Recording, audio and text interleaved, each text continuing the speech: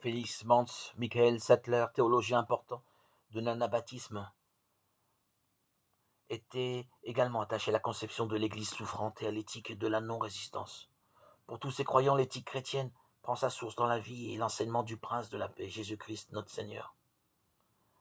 Dirk Obey Phillips, tous les anabaptistes des Pays-Bas n'adhéraient pas à la doctrine de la non-résistance.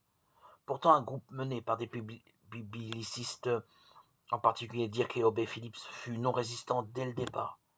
Menno Simons, prêtre catholique qui s'était joint à ce groupe en 1536, fut consacré comme ancien par Obey Phillips en 1537. Plus tard, Obey Phillips se découragea et quitta le mouvement vers 1540.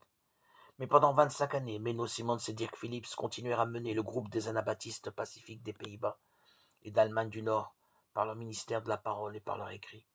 Menno Simons fut le leader anabaptiste le plus influent du XVIe siècle. À travers les siècles, ses écrits ont été une aide précieuse pour les Ménonites en matière de doctrine et d'éthique. Menno Simons était opposé à la guerre et à l'exécution des criminels. L'enseignement qui distingue le plus les anabaptistes pacifiques des autres réformateurs est celui de l'amour absolu. On en est venu à appeler cette doctrine la non-résistance, c'est-à-dire le refus de résister à la force, le refus de se défendre ou de défendre les autres par la force. Les chrétiens qui acceptent cet évangile de paix préfèrent qu'il leur soit fait du tort plutôt que de faire du tort à d'autres. Ils préfèrent mourir plutôt que de tuer, même en état de légitime défense, même à la guerre.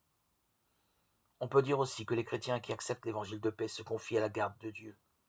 Ils s'engagent par avance à supposer tout ce que Dieu permet qu'il leur arrive. De nombreux Ménonites, dont le nom est tiré de celui de Menno Simon, acceptent et pratiquent l'enseignement anabaptiste de la non-résistance.